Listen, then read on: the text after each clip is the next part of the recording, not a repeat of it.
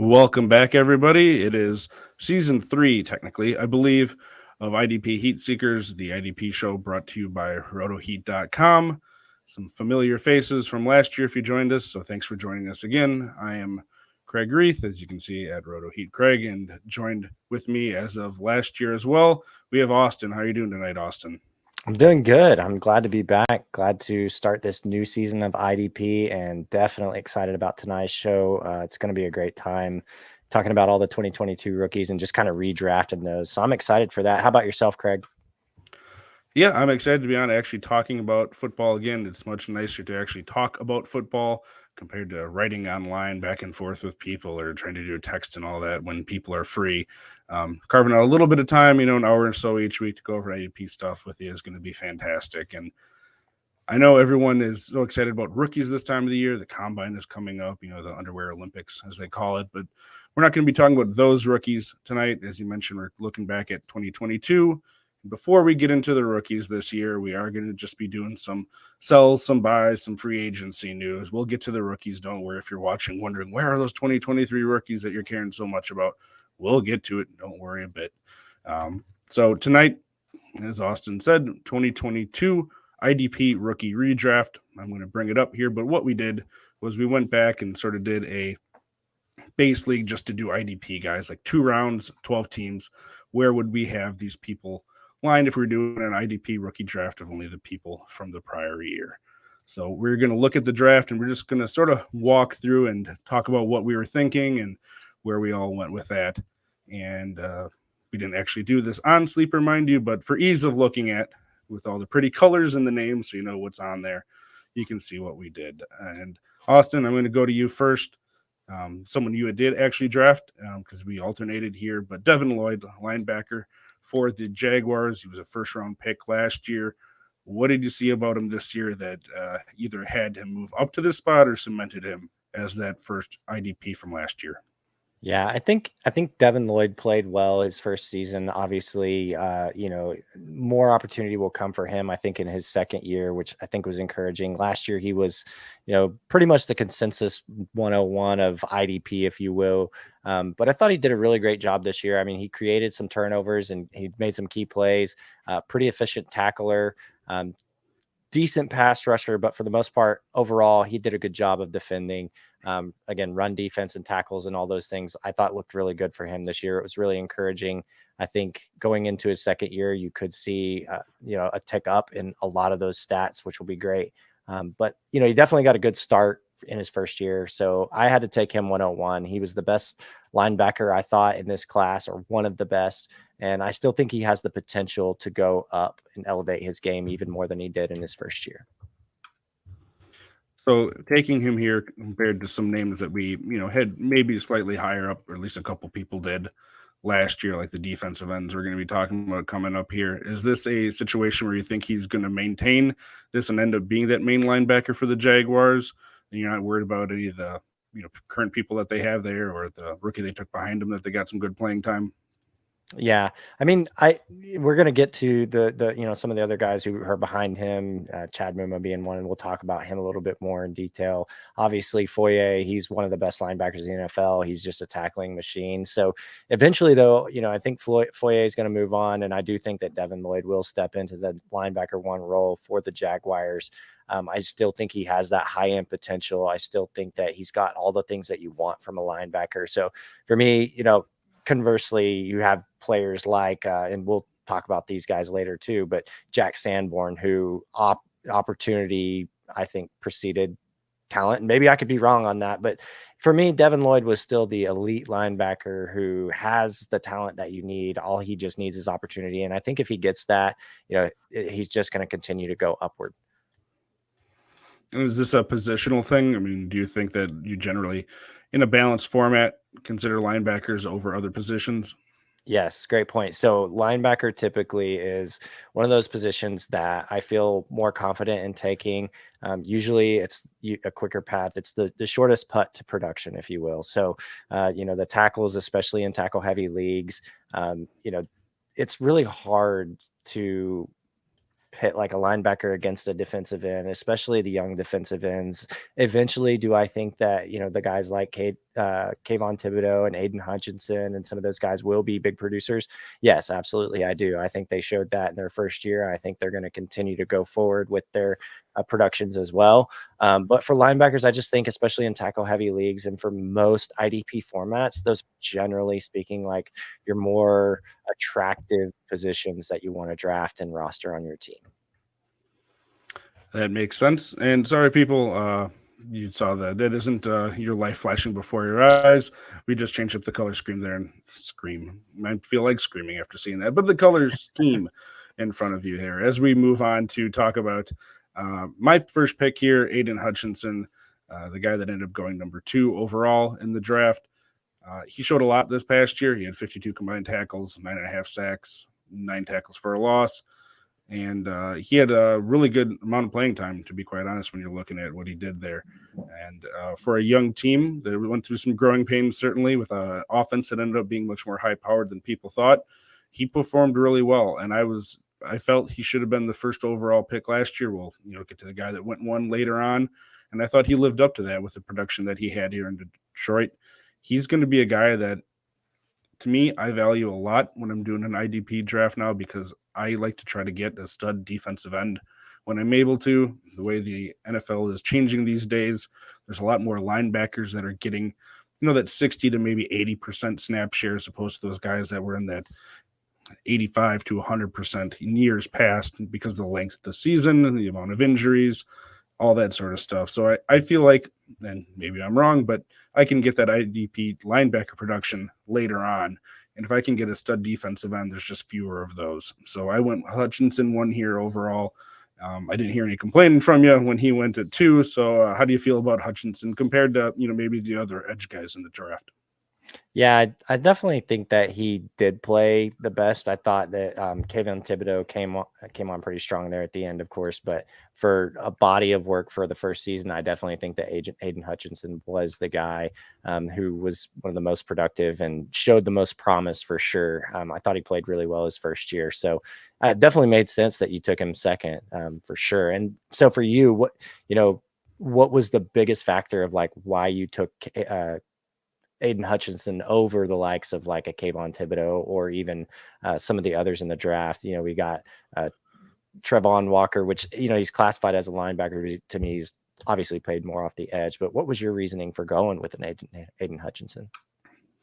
I really like what that defense is doing. And now you could say that, quite frankly, of the Giants too. And it kind of felt like a coin flip to me. If I could get Hutchinson or Kayvon, starting up a IDP draft at this point, I would be really happy, because Kayvon was the guy that I liked better going into the draft. I kind of like the situation that Hutchinson fell into. And, Kayvon showed out as sort of that outside linebacker that, could go down and put his hand in the dirt too. But Hutchinson mainly just being down there doing what he did in college this last year in Michigan, and then he showed the same thing at the NFL. But there really isn't that big of a difference in my rankings. I think they're actually right next to each other if you're talking about Dynasty guys, because they both have that sky-high potential. I just went with the guy that showed more last year, even though Kayvon certainly came on towards the end of the year. Makes sense to me. Absolutely.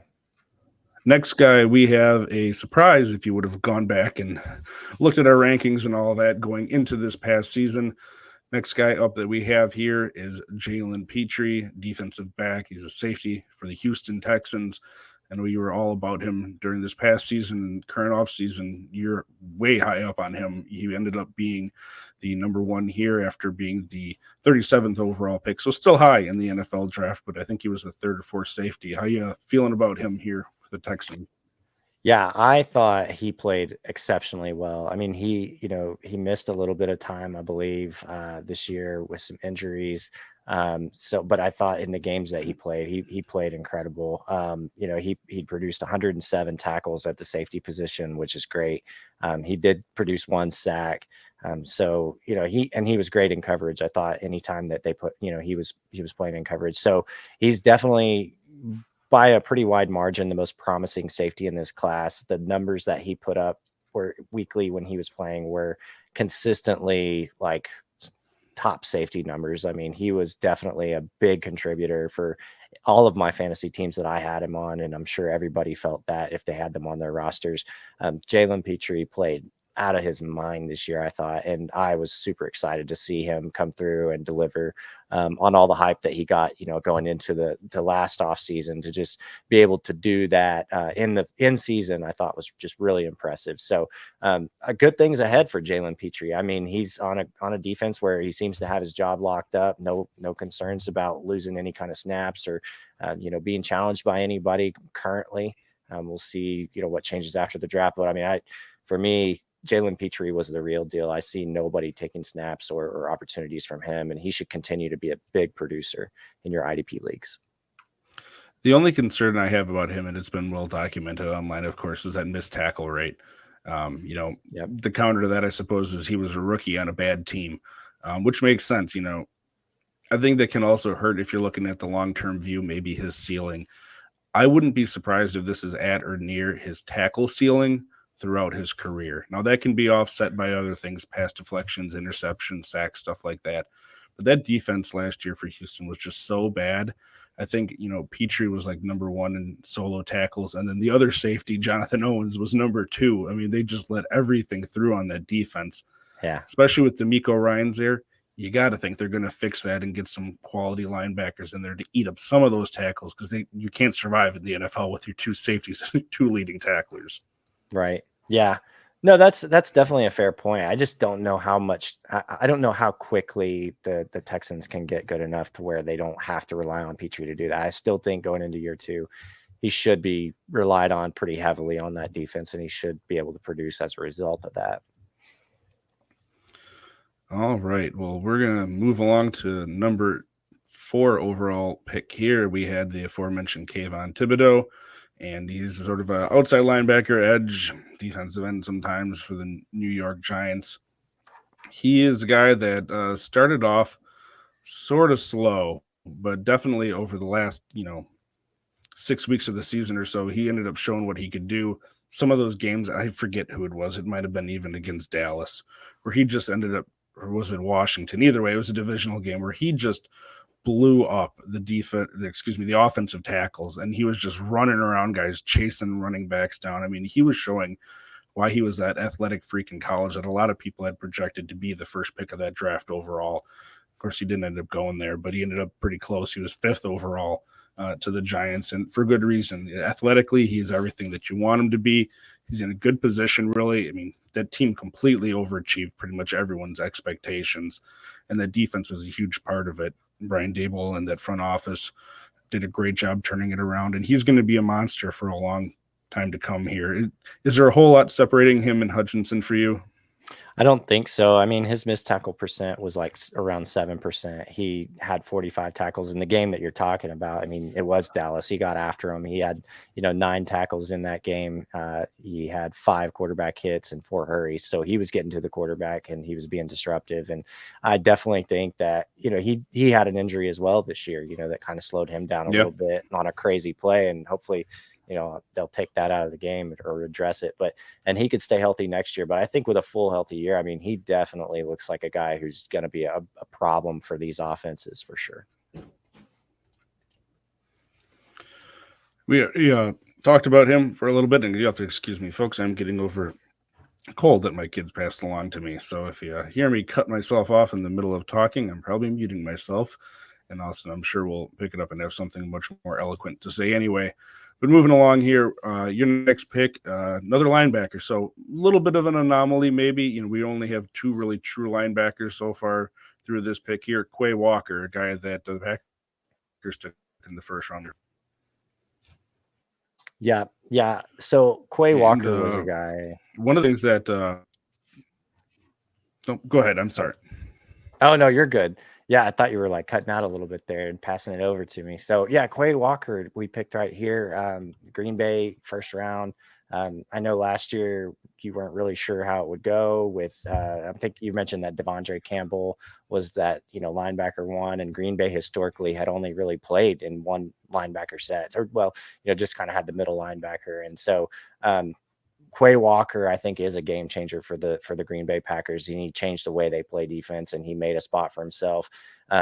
The thing that I would say about him that he needs to clean up in his game, and I think everybody saw at times, was just, he's going to have to keep his head in the game for sure. He can't make boneheaded plays that cost his team, games or possessions and things like that. So, if he can get that part together, I think, he's a really great player. He showed a lot of promise, flew around the field, made a lot of great plays, and he really looked like he could be the real deal as well. So I think, him being linebacker 2 in this class, I thought made a lot of sense.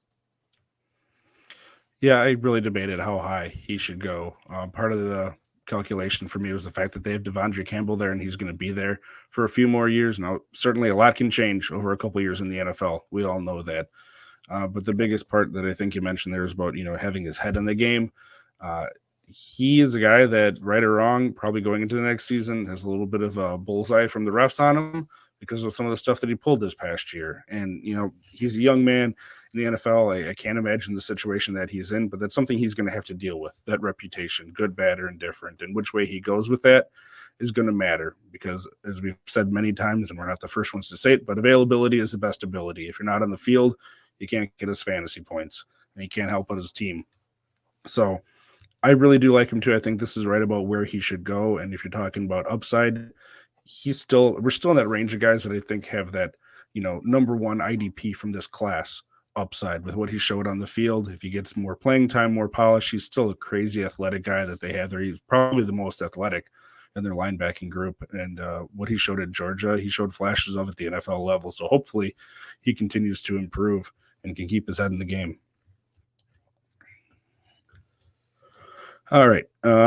Next pick here, number 6 overall. And we're going to have to defend this one because he's currently my number 1 safety. If we're going through redrafting this, it was close between these two guys. But Jaquan Brisker of the Chicago Bears. He was a guy that a lot of people had up near the top of the class. I didn't see a whole lot of him being the number 1 overall.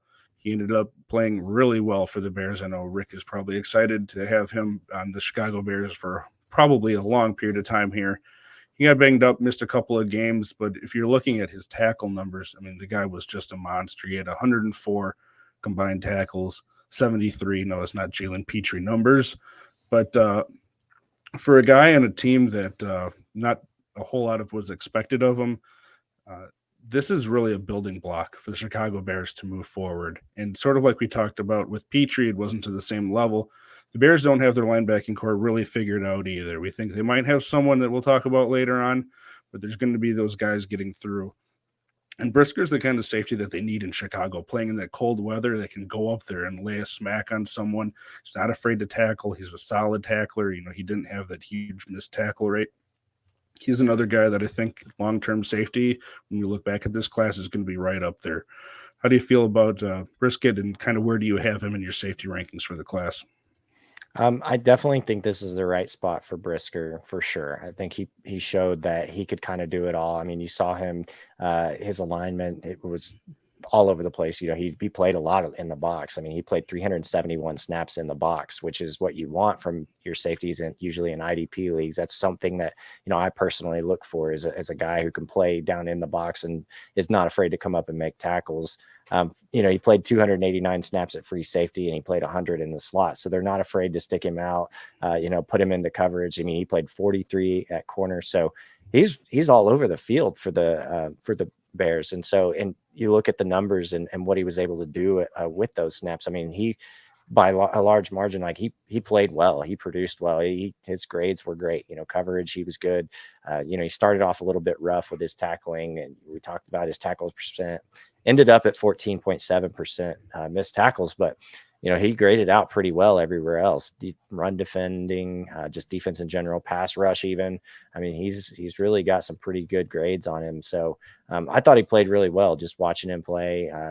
He flew around the field and made plays, and he definitely looked like a guy who's going to stick around the league for a long time and is definitely a good player for the Bears for sure. I don't like to do player comps when we, are leading up to the draft because by and large, college play is different than NFL play, and everyone's different. You can draw similarities, but there's always going to be differences. But just his physicality reminded me of a guy from IDP years ago, had a couple good seasons.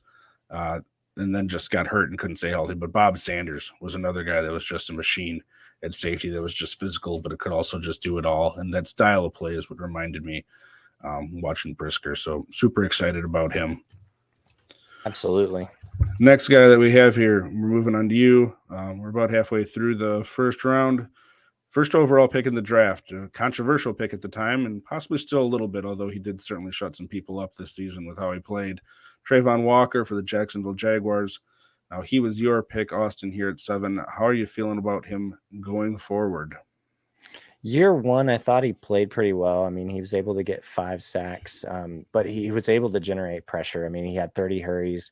He was able to create pressure on 43 plays. He ended up with only 33 tackles. So it's definitely something that I think that going into year 2, you definitely want to hope that Travon Walker is able to get those numbers up and definitely produce more tackles or more sacks, one or the other, right? Like he's got to be either a sack machine or he's got to produce more tackles to be productive enough to really earn his spot on this list and his ranking. So definitely want to see some increases in those areas. But I think overall, he did a pretty good job of being productive and staying fantasy relevant for the most part for the year. He's definitely still shown enough potential that I think he deserves his spot where he's ranked currently. Yeah, and one of the interesting things about him was the fact that he was being asked to do something with the Jaguars that he really didn't do much of at Georgia. Georgia, he even played inside more than he did as a stand-up guy. And there were a lot of questions. I was one of them that had them. And long-term, I'm really interested to see what happens in Jacksonville too. But he showed that he's a guy that's going to be able to stand up there and not just, be a nobody. They're going to have to pay attention to him. The young man certainly has all the potential in the world. And I think as he gets used to it, he's going to grow into the position. Kind of worried about what they're going to do across from him. Josh Allen just hasn't shown from that rookie year to be that guy. He certainly increased his tackle rate, which is great. But big plays, those pressures, hurries, sacks, it just wasn't the same. Maybe it'll turn out again this year. I believe he's going into his contract year this year. So how that plays out across from him is going to be interesting. But I think Walker's going to be one of those guys that kind of needs someone across from him to reach that full potential so he's not just being focused on. But certainly worth the first round pick here in our draft. Interestingly enough, that said, I would have taken our next guy over him. I would have him swapped here. And I know you're a Chiefs fan, so you certainly have some thoughts here. I'm going to throw it to you, and then I'll put my 2 cents in because I drafted him. But George Karlaftis, Furious George, as they call him, certainly even at the end of the season, he came on even more. But from a fantasy football and even a Chiefs perspective, how do you feel about having George? Well, I definitely like, the player. I definitely like the talent. And I think that it's one of those deals that he could make a big jump in year 2 for sure. And so if you're redrafting, knowing what you know now, I think you got good value on Karlaftis. I think that he could elevate his game in year 2 and even into year 3. I think he got a lot of help from a lot of really experienced guys on that defensive line. I mean, Kansas City has some older aging guys, that were able to help him out for sure and kind of coach him up and bring him along. And you kind of saw that as the year went on, right? Like he started to get more in the rotation and he started making more plays. But I definitely am encouraged by what I've seen for him. He finished out those last 5 or 6 games really, really strong and played really, really well. And so, again, 8 sacks on the year is for a rookie is phenomenal. And he just needs to continue to get to the quarterback. The tackles, they'll come the more snaps that he gets.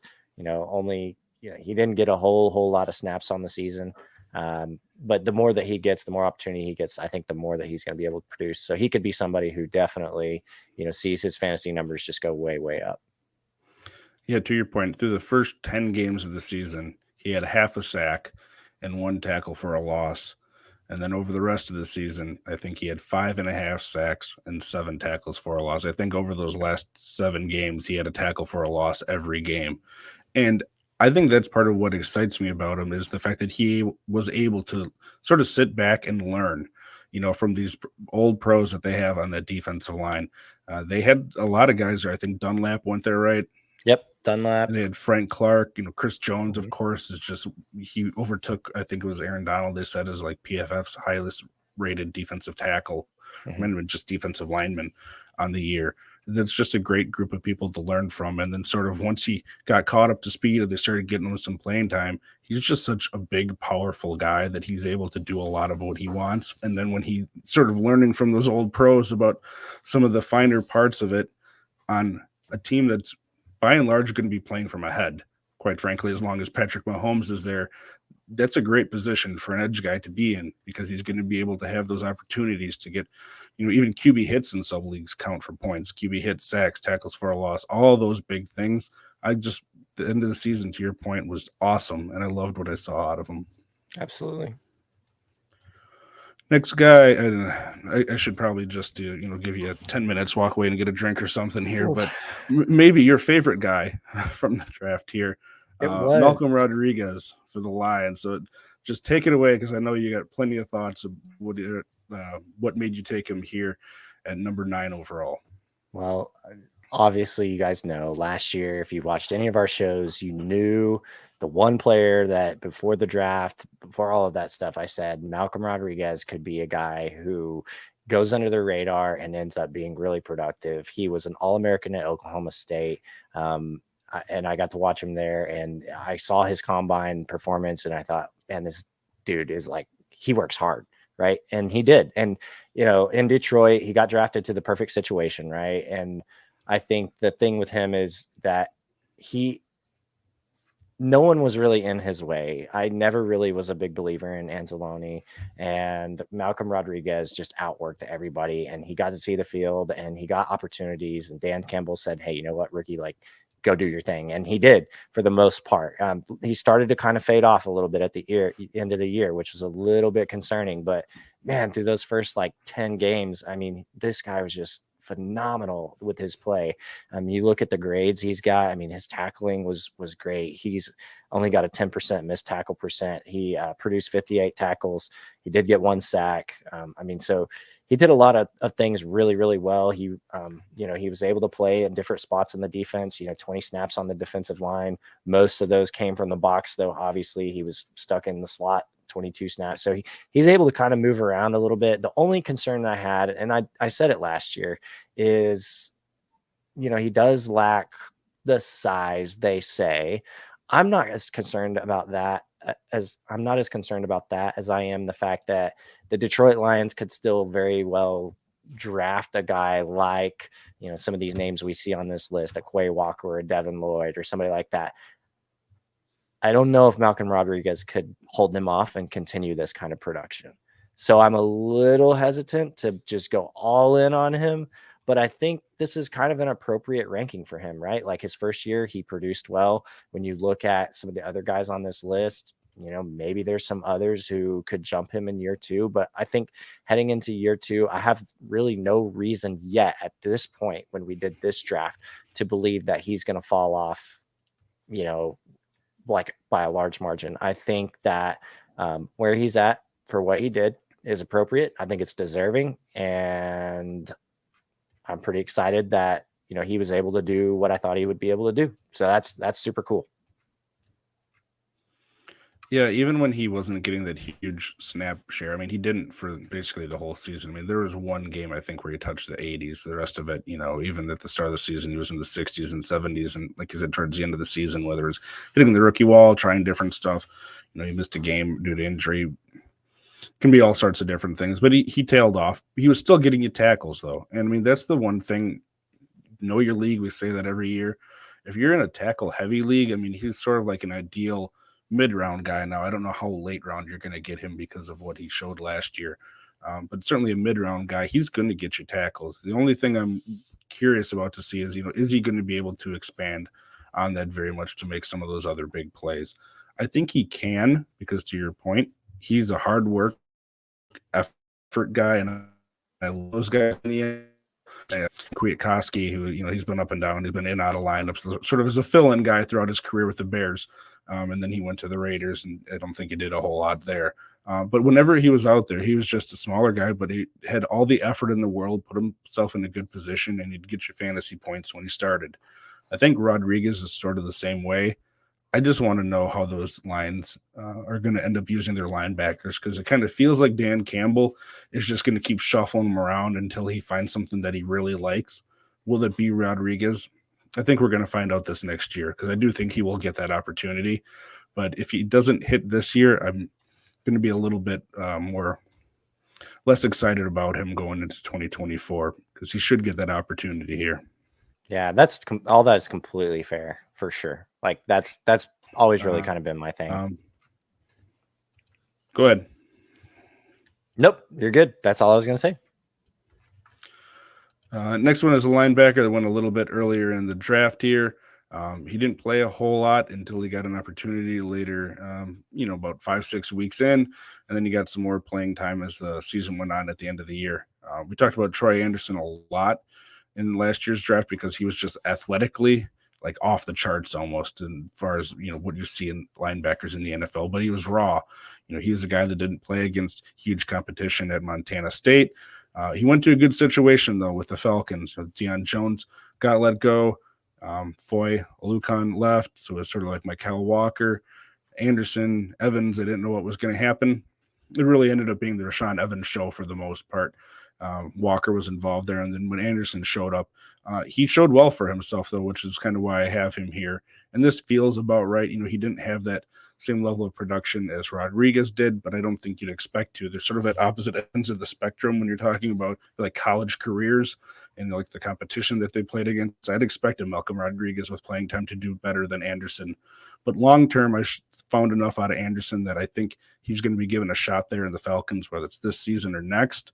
And that's a team, to me, is going to be in a rebuilding situation here. They got a lot of stuff to figure out, especially on that defense, which can lead to those fantasy points for us. So I'm out of the two, you like Rodriguez more, and that makes sense because you took him over Andersen. But how you feel about Andersen, in the next 2 to 3 years there with the Falcons? So they're pretty similar. So it's kind of funny that they're ranked like right there. And I thought last year Troy Andersen was kind of a guy that you had zeroed in on as like, hey, here's a guy that I like, and didn't get quite the opportunity that we had all hoped that he would. But I definitely think that if he does get an opportunity in year 2, I will be zeroing in on him as well and watching him very closely because I think, again, there's been some departures on the defense. Last year, there were a lot of injuries. And so if he's just able to get the opportunity, I think he showed that he could produce. I think he graded exceptionally well in tackles. I think there's some things that he's going to need to work on, obviously coverage and things like that. But as long as, they're just asking him to purely be a tackle machine, I think he's going to produce well. So we'll see how he fits in that defense and what kind of opportunity he gets in year 2. He's certainly got the potential to produce more than he did in his first year, obviously. But yeah, I only put Malcolm ahead of him because of this, we're drafting point in time, right? So point in time, I think Malcolm's probably a little bit ahead, but who knows? Troy Andersen could definitely make that jump in year 2. So one of the big names up here next, Kyle Hamilton, that everyone was in love with, it felt, going into the NFL draft, went to a decent situation and then just didn't do kind of what really anyone thought he would. He came on towards the end of the year. They used him, sort of as that Swiss Army knife all over the field for the Ravens. And there's a lot of talk of, will Chuck Clark be back or not? What are they doing there with their safeties? They got Marcus Williams, I have to imagine, with the contract they gave him as one. But if they're going to use Hamilton all over the field, is he going to be stuck as a safety?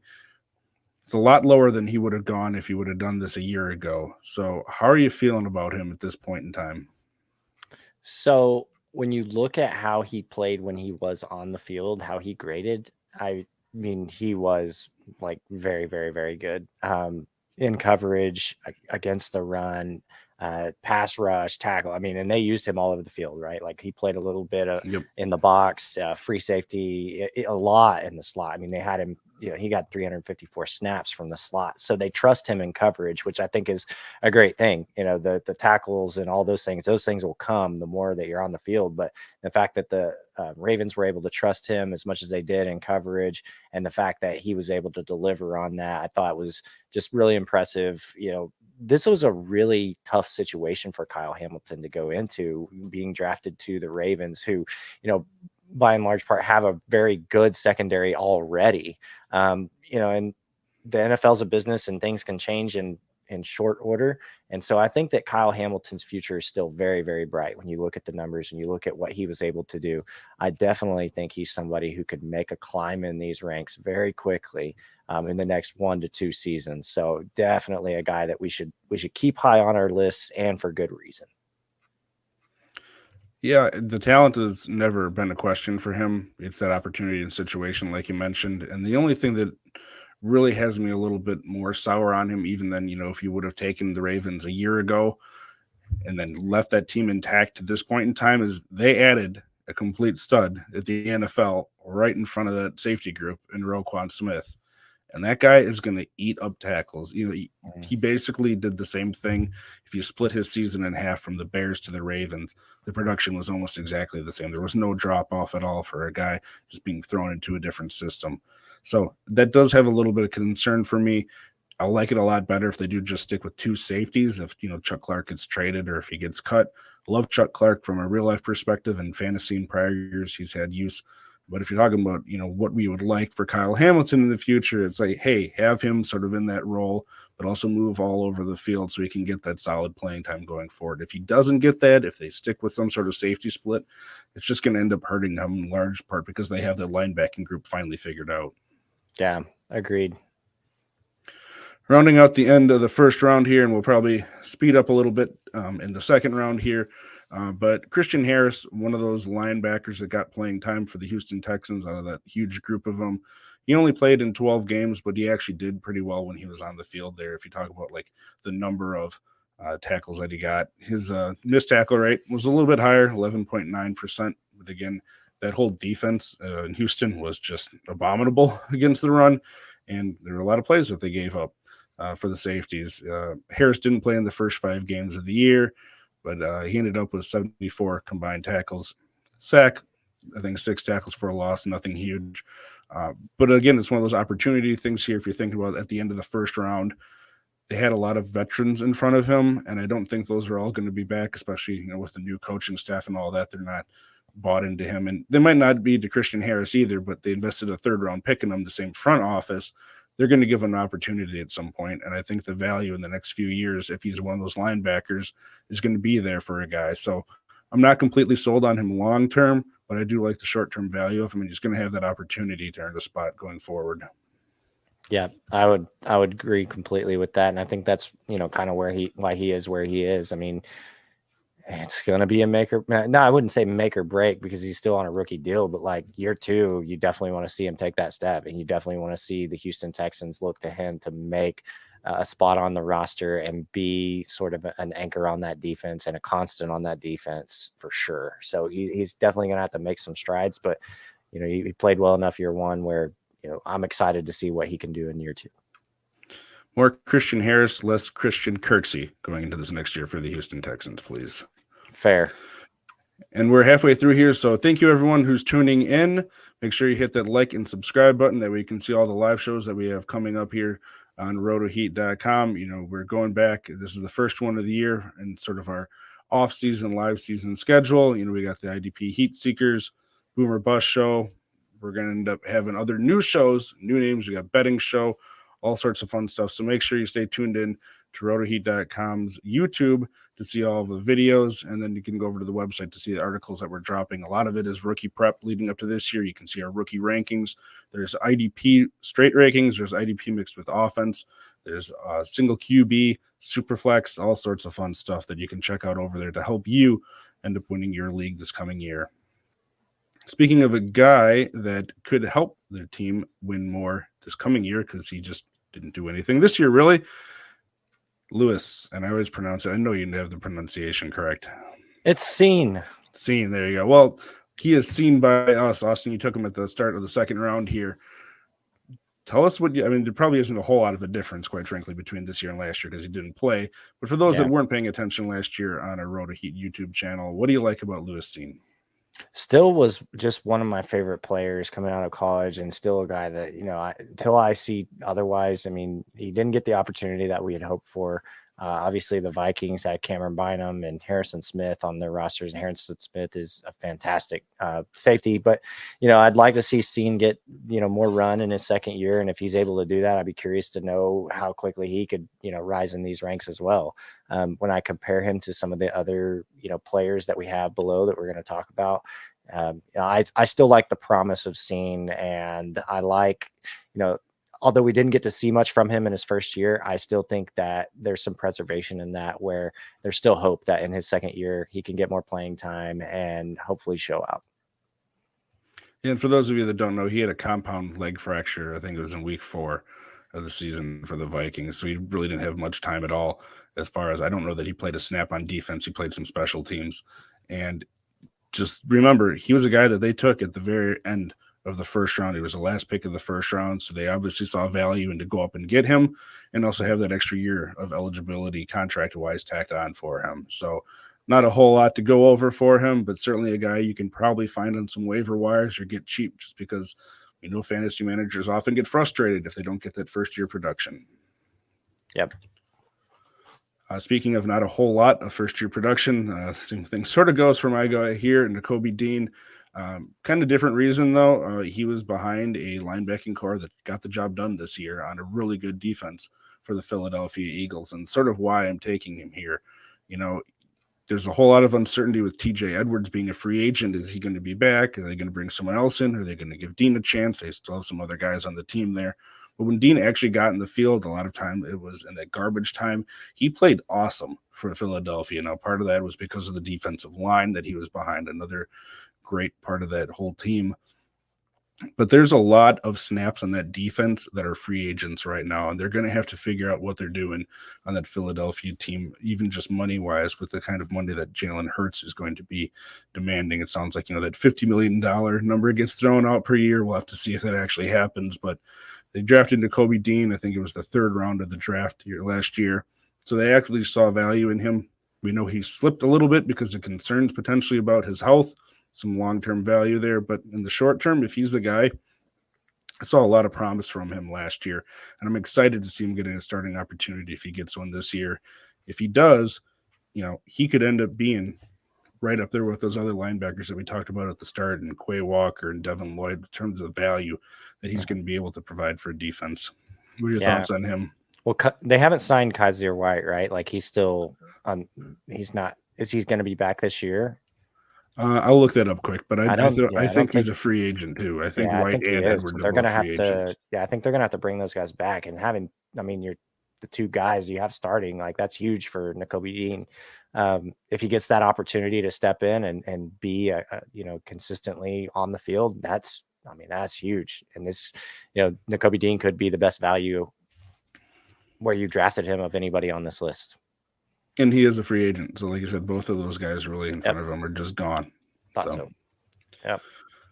Next guy you drafted here, again, not a whole lot of production year 1, but showed some flashes, and another first-round pick on a defense that played better than a lot of people thought they would. Jermaine Johnson out of Florida State went to the New York Jets. How are you feeling about him? Well, I thought that when he did play, he showed a lot of promise. He looked really pretty good to me. Unfortunately, he just didn't get a whole lot of opportunities. So another guy on this list that you got to hope in year 2 he's able to take that big step, be on the field a little bit more, and when he's on the field, be productive. But I thought he looked explosive whenever I watched him play. I thought that he definitely looked the part. So he could still be a very scary pass rusher if he just gets more opportunity. So going into this second year, can he do it? Can he take that next step up? And or it's going to be a little discouraging. I'm not going to lie, if he's not able to get that production in year 2. I would definitely say year 2. I would definitely like to see something from him where he was drafted. With the draft capital that he got from the New York Jets, I think that they're going to give him that opportunity. I would be shocked if they didn't. I would be concerned if they didn't, quite frankly. And Carl Lawson, I don't know if he either was or is going to be, but they said he's going to be released, and he's one of those guys, sort of that, edge player in front of a guy like Jermaine Johnson. So it looks like there may be some opportunity already opening up, which would be great to see what we got, and another potential fantasy asset. This next guy did not show up on lists really unless it was, potential undrafted free agents to keep an eye on going into the year. And if you did, or if you picked him up once you got an opportunity, you'd be really happy for probably about a good third of the season here.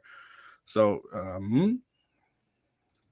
the next guy that we're talking about here is Jack Sanborn, linebacker for the Chicago Bears. Now, if you have a question about who is that, he was a linebacker out of Wisconsin. Like I said, he went undrafted, went to the Chicago Bears. He's on a really cheap contract, which is great for the Bears. And if you're talking about opportunity, he's a guy that should have an opportunity going forward to try to fill that void left by Roquan Smith. And when he did get a chance to play, sort of like I said, in the middle of the season, weeks 9 through 14 or so, that was the majority of the stats that he had, which was 64 tackles, 2 sacks, 5 tackles for a loss. If you're thinking that's over, what do we got here? 7 games or so. It's almost 10 tackles a game. The only question that I have about him, I'm not as high as some people in the community over the fact that he is basically free and they're not invested in him. They're able to cut him if he doesn't end up playing up to their level, if they bring someone else in that they like more in the draft or free agency as they're rebuilding that team up. That said, I think he's going to get a chance because he is free and they don't have to invest a whole lot of money there with what he showed. He actually graded out really well through PFF last year too when he was on the field for him. And he's a guy that if you got him for free, you're just hanging on to him, praying for that continued production. Yeah, 100%. I mean, Jack Sanborn very well could have done exactly, what Malcolm Rodriguez did if he would just had more opportunity early on in the season. So, he's a sort of a product of a defense that it was without a linebacker this year, and he stepped up in a big way. He played well when he was on the field. And, again, it goes back to kind of the same thing with Malcolm Rodriguez. Neither team's really super invested in him. He didn't get a whole lot of investment on his draft capital. And then the other thing is if they bring in somebody, could he be challenged and pushed for his job? And, we'll see. I mean, I would think he would still have the first crack at it, but, we'll see how that goes. And while I'm bringing up our draft board, which appears to have went away by my own hand somehow, you took a Dallas Cowboy before I took a Dallas Cowboy, which isn't necessarily saying a whole lot here, but it's your defensive out of I don't even remember. I'm a bad Cowboys fan apparently. But how do you feel about Sam Williams going into this next year? I feel really good. I think that Dorrance Armstrong did play really well off the edge, and Dorrance Armstrong, if I'm not mistaken, he'll be back with the Cowboys. DeMarcus Lawrence is, obviously still going to be there. But Sam Williams, when he did play, I mean, like he showed out a few times, and I mean, he was putting offensive linemen in the quarterback's lap. Like this dude, when he comes off the edge, he comes off with so much speed and so much power. It is impressive. So, man, he honestly showed more, in my opinion, than what a guy like Jermaine Johnson did. I mean, Jermaine Johnson looked pretty good, but like Sam Williams, he really looked like if he had a starting job on that defense, like he is going to be a problem. I love the way that he plays. I think it complements, the guys that they have on that defense so well. Micah Parsons, he plays with so much speed and just like power. And then you got a guy off the edge that's kind of just doing the same thing. Like that's going to create problems for offensive linemen. That's going to create problems for offense who try to game plan against those guys because, these guys are just, I mean, they are bringing it. So I really liked what I saw from Sam Williams. Again, opportunity is just the only thing that I feel like is kind of holding him back. If he's able to get that by way of, injury or just by way of honestly playing well, I think that he could definitely be a guy who climbs these boards for sure. And the Dallas defense under Dan Quinn really likes to rotate those edge rushers to keep them fresh and make sure they all have that opportunity when they're out there to make sure they can get to the quarterback. In limited time, 4 sacks, 10 tackles for a loss for a rookie. It's a nice season when you have those veterans ahead of them, especially with their number one edge rusher, sort of Micah Parsons, just being a force in nature. So great position for Sam Williams to continue to grow in. Next guy I had to throw in here had a season out of nowhere, sort of that went a lot better than people had expected for him. guess that's the nature of having it out of nowhere. But Kirby Joseph for the Detroit Lions, I know if Brad is listening, he's going to be pumping his fists all excited about this guy. He was a 5th-round pick out of Illinois and really ended up being thrown into the situation because of what happened to Tracy Walker. But he got quite a bit of playing time throughout the year. He ended up with 82 combined tackles, 55 solos is pretty good, 8 pass deflections, and then 4 interceptions. Boy, he had Aaron Rodgers' number this year. I think he is like, one of 4 guys or something they said to have 2 picks off of Aaron Rodgers. Like, I think it might have been ever. If I'm misquoting that, I apologize. But he picked him off twice in the same game, which is just rare to do off an Aaron Rodgers at all. So he's a baller. He's a guy that knows to make plays, and he really fits well in that defense. I have questions about whether he's going to be a long-term piece there or not. Tracy Walker currently is still under contract. They've been trying to move other safety pieces around and sort of figure that out. But the defense and the team is coming together. And if we're looking at it now, I think Kirby Joseph is going to have a chance to be a long-term piece there. Yeah, it's interesting. Tracy Walker being there. I mean, he's got a decently large salary, although they're not tying money up with their, quarterbacks or like running backs or even really receivers. I feel like the Detroit Lions are in a really good position with not having to throw a bunch of money at any major superstar like what you see with the Eagles. So, Tracy Walker, if they were in that position, maybe a guy who, we talked about draft capital and what these, rookies pay scales are and what they're getting paid. Like, in some ways you could see that hurting some guys. In some ways you could see that benefiting a guy like Joseph, who, if Tracy Walker for any reason gets moved, well, that's great for Kirby Joseph. I just don't know, with as much money as the Lions have wrapped up in Tracy Walker, if they don't move him, what does that do to Kirby Joseph? Obviously. So yeah, it'd be interesting to see what happens in year 2, but he played, pretty well in year 1.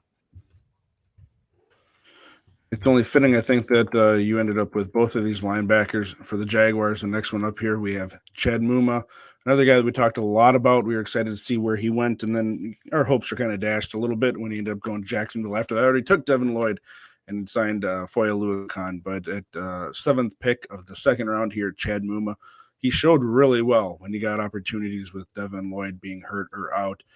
How do you feel about that situation playing out, though, long-term with these, 3 linebackers right now, and at least this season and next, Foye is going to be there? Muma kind of feels like the 3rd wheel there that doesn't necessarily fit at the moment. Yeah. So the thing with Foye is he's really good. But at what point are the Jags going to have to move on from him? I mean, he's on a 3-year, he might have 3 years left on his deal, but that doesn't mean anything to us in the NFL. We know that. So I could see Muma stepping into that role more than I could Devin Lloyd, to be honest with you. More of the guy that's just focused on tackling, and Devin Lloyd, I mean, he played a lot in coverage. So, I could see Chad Muma being the guy that kind of slides into that Foye role. And like you mentioned, I mean, when he got on the field and he got his opportunities, he played pretty well and he looked the part. So he was a guy that we liked, that I personally liked going into the offseason last year. Really disappointed that he went to the Jags. Like, big, major disappointment. I think that if, we talked about some of these other guys on the list, Malcolm Rodriguez, the Jack Sanborns, if Muma goes into any of those situations, I think we've got Muma higher on these ranks for sure. So it's all about opportunity with any of these guys. So I would love to see him get more opportunity. I don't know that it'll be year 2, it may be a year 3, or maybe longer, but I think eventually, he's on a low pay scale. Like, they don't have a bunch of money wrapped up into him. If he can just play his part and do what he needs to do, he should see the field and get those opportunities. Next guy up here for us, the 8th pick of the 2nd round, a guy sort of like Lewis Cine, didn't play a whole lot. David Ojabo of the Baltimore Ravens, another edge guy they had taken that had gotten injured. I think it was his Achilles, if I'm not mistaken, that he tore while getting ready for the draft, and he ended up falling. Sort of feels like a Willis McGahee situation in that he probably would have gone much higher in the draft if he had not gotten hurt. Not the same injury McGahee had, but both guys had kind of standout players in college, projected to go really high, and then just had really bad injuries with bad timing. I love the team that he's on. That's part of it. And the other pieces that they have around him, if he can regain any of his college form and to have the just power and explosiveness combo as an edge player for the Ravens, there's not going to be a whole lot of drop off with them in terms of the defenses that we've seen over the course of the years. Their offense certainly seems like they may have some big changes on the horizon there, that big Lamar Jackson question going on. But David Ojabo, I think, probably would have been a top 10 pick easily if he had been healthy. And for the Ravens to get him here and just be able to sit him out, to let him get healthy, I think big things are on the way for him. And he has the potential to be the steal of our little draft here, I feel, if he can regain that form from college. Brian Cook, you did end up getting a Kansas City Chief. I stole Karlaftis from you, but you ended up getting Cook here towards the end of the second round.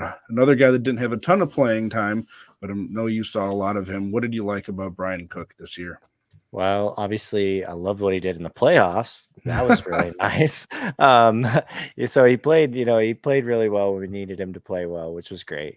But yeah, he's definitely, a guy who he had Justin Reed ahead of him, a veteran safety. I really hope he's taking notes and learning from Justin Reed. Justin Reed's a phenomenal player. Juan Thornhill, across from Justin Reed. Those are two really, pretty good safeties at the NFL level.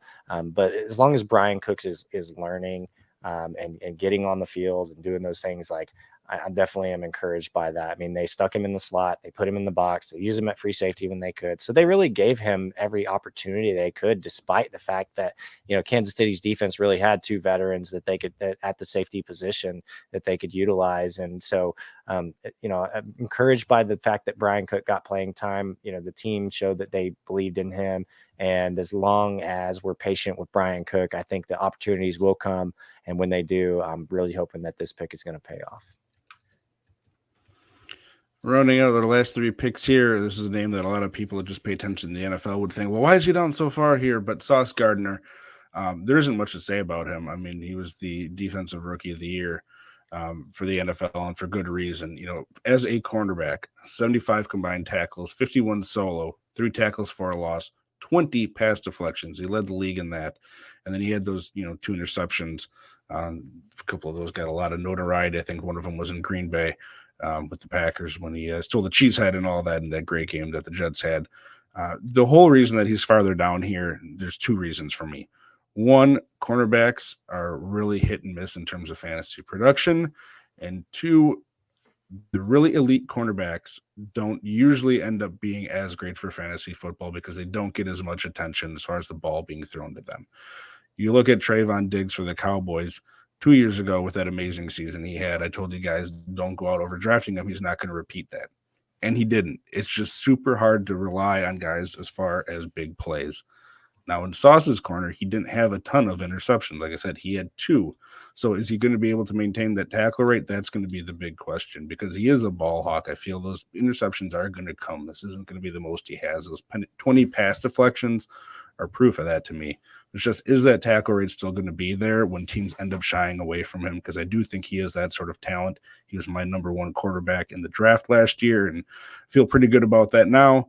But Austin, how do you feel about sort of drafting cornerbacks? I feel like he had to go in our draft, but it's just a question of where.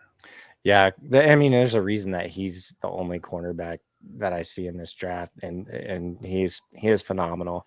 You worry about that like Jalen Ramsey effect, where like everybody kind of knew Sauce Gardner was good, and they tried to test him, and when they tested him, he showed out. Like he is the real deal for sure, elite. No doubt about it. So yeah, can he continue to produce the tackles? That'll be the question, because I agree with you. I mean, everyone knows about Sauce Gardner now. He is the real deal. I don't think anybody's going to be trying to test him and throw his way. I do not recommend that. So, but he's a ball hog. I mean, a ball hawk. He's gonna find a way to make plays, find a way to be an asset for that defense, trying to find a way to win games. I mean, that's just who he is. So I'm encouraged by that, at least, the type of player that he is and his personality. I think that he's going to find a way to be relevant. He's going to find a way for people to be talking about Sauce Gardner. Second to last pick here, your last pick, Jordan Davis. He was a first-round pick, 13th overall by the Philadelphia Eagles. Didn't play a whole lot this year for a high draft pick, and a guy that there was a lot of hype entering the season. I think it was about a 42% snap share that was his highest of the year. But he was on a really good defense with a very strong defensive line. And like we said earlier when we were talking about Kobe Dean, there's a lot of pieces that are probably going to be moving on from that defense. Do you feel like Jordan Davis is going to be taking a step forward in terms of playing time this year? Yes, I do. I mean, at least I hope so. And I can't think of a better, defensive player to be, behind your first year and learn from than Fletcher Cox. But you look up and down that defensive line, Brandon Graham, Fletcher Cox, Javon Hargrave, and Josh Sweat. Those are four very, very good players. I think the Philadelphia Eagles defense could see a big turnover. We talked about the linebackers. I'm not sure what the contract situations are with the defensive line, but Fletcher Cox, obviously he's an aging player, one of my favorite players in the NFL to watch. He's just phenomenal, but eventually Jordan Davis is going to step into that, and Jordan Davis could be one of those guys like we saw, like Quinnen Williams. He has that kind of like dominant presence, the size, the strength, the all the things that he brings to the table. He could be a productive player like a Quinnen Williams, just truly dominant, hard to contain. He's just too big, too strong. So when he gets his opportunity, Jordan Davis, I think, will be, if defensive line is relevant in your IDP league based on your scoring and format, I think that he's definitely somebody you want to keep on your taxi or keep on your bench and hang on to, and it's going to pay off for you. Just be patient with Jordan Davis. And the last pick of the draft here, Dallas Cowboys, I had to sneak one in here. Damone Clark out of LSU. He's a guy that ended up playing. I didn't think he would, actually, when they drafted him because of the spinal issue that he had. And you heard me last year say I don't mess around with back injuries too much. It seems like he overcame that and ended up being a pretty decent player for the Cowboys down the stretch when they needed him. He had 47 combined tackles across 10 games. He did start 5 of them. But the way the Cowboys played things last year, Micah Clark, good to be that time of night here, folks. Micah Parsons was sort of more of an edge guy by default most of the season with how he was used, and Leighton Vander Esch was that main linebacker for the Cowboys. They had brought him back because they needed sort of a guy they could trust in the middle there, and Vander Esch had a great season.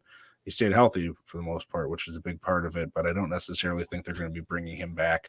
I think they're going to be giving guys like Jabril Cox or Damone Clark an opportunity here. If Clark hadn't gotten hurt, I don't think there's any way he falls past the second round anyway. The Cowboys got him in the 5th round, and he could be a guy like Van Der Esch that is actually a sort of a true middle linebacker for the team, eating up those tackles. So sort of a dart throw based on what we saw, but I really do like the opportunity and what we saw from him this past year. Closing it out, do you have any thoughts on Clark? No, I thought he played really well when he did get to play. And one thing I saw that was really impressive was the speed that he plays with. It's exceptional. So I will be curious to see what they do, at linebacker. There's been talk about maybe moving on from, why am I blanking on the name? Van Der Esch. Yeah. And I thought maybe this year they would move on from him. They did not.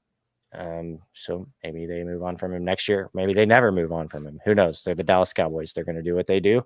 But if Damone Clark gets the opportunity, I would definitely, he's definitely a guy that you want to have on your taxi, maybe stash and see if it pays off for you. And for those of you keeping along at home here, I'm going to run through this just really quick. We had Devin Lloyd, Aidan Hutchinson, Jalen Petrie, Kayvon Thibodeaux, Quay Walker, Jaquan Brisker, Travon Walker, George Karlaftis, Malcolm Rodriguez, Troy Andersen, Kyle Hamilton, and Christian Harris were the first 12. The second round, we had Lewis Cine, Kobe Dean, Jermaine Johnson, Jack Sanborn, Sam Williams, Kirby Joseph, Chad Muma, David Ojabo, Brian Cook, Sauce Gardner, Jordan Davis, you just heard us, Damone Clark for the Dallas Cowboys to end it. Thank you for watching along with us on this draft. We much appreciate it. Thank you for tuning in, as always, over at RotoHeat's YouTube, and make sure you check out the website. That's all for our 2022 rookie IDP class redraft. We are going to now tune over to questions quickly because we do have some questions to end the show here. We got a lot of love from the RotoHeat team and stalwarts in the comments, like Jaws always showing up. So thanks for coming back another season, Jaws. He had a first question here. Channing Tindall, dead on arrival. Surprised he didn't get any run in Miami with how mediocre their linebackers covered. He was another guy I know you had some interest in, and he got more playing time. He'd probably be on this list here. But what do you think the issue was over in Miami with Channing's opportunities, Austin? Yeah, I'm not really sure. I don't know if this is schematic. I don't know if it's just a coaching decision. I was kind of thought the same thing. Like he was a guy who I thought like, oh wow, hey, I like Channing Tindall. Oh, and by the way, I like his landing spot a lot. And I thought that he could have got an opportunity, and unfortunately, that opportunity just never came. Is he DOA? No, he's not DOA because he should have been on your taxi to begin with, or he should have been just way down on your bench, depending on how deep your leagues are, or on the waiver if you're not in a deep league. So he's virtually free right now. He's definitely somebody that in this offseason you want to keep an eye on. You want to follow the reports out of camp and see what people are saying about him, what the coaches and what other players are saying about him. See if you can catch some clips of him doing some things this year. But if you can, he's definitely a guy you want to keep an eye on, maybe pick up for cheap, or if you've got him already, just keep him where he's at. There's no reason to drop him or move on from him if you've got a spot for him, and just see how it works out for you. Yeah, if you look at who's ahead of him, I mean, Jerome Baker's probably not going anywhere. They really like him there, and he's improved a lot over his time. But then it's like Elandon Roberts, who did a lot better like as a pass rusher, really than he did any sort of like coverage linebacker or anything like that. And I think it's probably the situation of Miami for a large part of the season, and they were hoping for all season, was a playoff contender, and they generally defer to veterans in those situations unless there's some guy coming in and just totally rocking it out for the team, which Tyndall didn't. But to your point, by and large, he probably wasn't a guy that you were hoping, at least you shouldn't have been hoping to end up being a guy that you're going to be starting on your team. Taxi squad, to your point, is a great spot that he should have been in. So I would just keep him there and see what happens. And even if he does get a little play and starts going well, keep him on that taxi squad. Don't bring him up until you have to, until you know he has that spot locked down. Yeah, and I'll just say one last thing about Channing Tindall too, is that he really, if you look at that depth chart, he's an injury away from having a significant role on the defense. Next question up here is also from Jaws, and it is about two different players. One of them we talked about a little bit. Frankie Louvu and Sanborn carry their big roles over to next year. Sure hope so. After the season, looks like Jaws traded Drew Tranquil for a 24-second. Brady and Duggar were added to the old Pats fan to seal the deal. So I think you got sort of two different situations here. Frankie is a free agent after next season, so he's got one more year there. New coaching staff is coming in. We know that for Carolina. Sounds like they're changing up that defense to go be more 3-4 based. That defensive coordinator that they got from the Broncos is bringing that over. So how he's going to fit into that is going to be really interesting. I'd be paying attention to what's going on in camp because you got that double whammy of new defense and new coaching staff, and how that all shakes out. I got questions because they don't have that, investment, and it's only like one more year of him under contract anyway. Sanborn, I think, is a little bit better positioned to end up repeating what he did last year. That opportunity is still going to be there. Free agency and the draft is coming up. But as we're looking at it now, he's got a great shot to be the starting middle linebacker. They've seen what he can do. He was effective when he was on the field and productive, which is the two things that you want for a guy. And he's cheap. So if they're doing well, they're going to keep him on the field. Now, Louvu is cheap too, but it's a little bit different situation. So they both certainly could. I just have a little bit more of concern about Louvu's situation going forward. Yeah, I think it'd be interesting to see what the Bears do in the draft too, because I mean, they definitely need help in the front seven. So that's my only reservation with Sanborn. All right, and one more here off the Schneid. Cody from the RotoHeat team, thanks for joining us tonight and throwing a question in here. Do you see the Bills being able to re-sign Edmonds? If they don't, who is the linebacker to own there, Bernard or Dodson? And I wasn't completely sure on this, so I had to go look it up. Dodson is a free agent already, so whether or not they bring him back or Edmonds back is going to be a real question. By default, the guy that's left there is Bernard, the rookie from the prior year. Outside of that, do I think Edmonds comes back? I really don't. I think they're going to let him go. Matt Milano is injured, here and there, but he's still a guy that's a leader on that defense. He sort of instills that work ethic that the Bills have. It's just that hard-working, nose to the grindstone, make the play. He's not just, a two-down thumper or something like that. He can go out and cover too.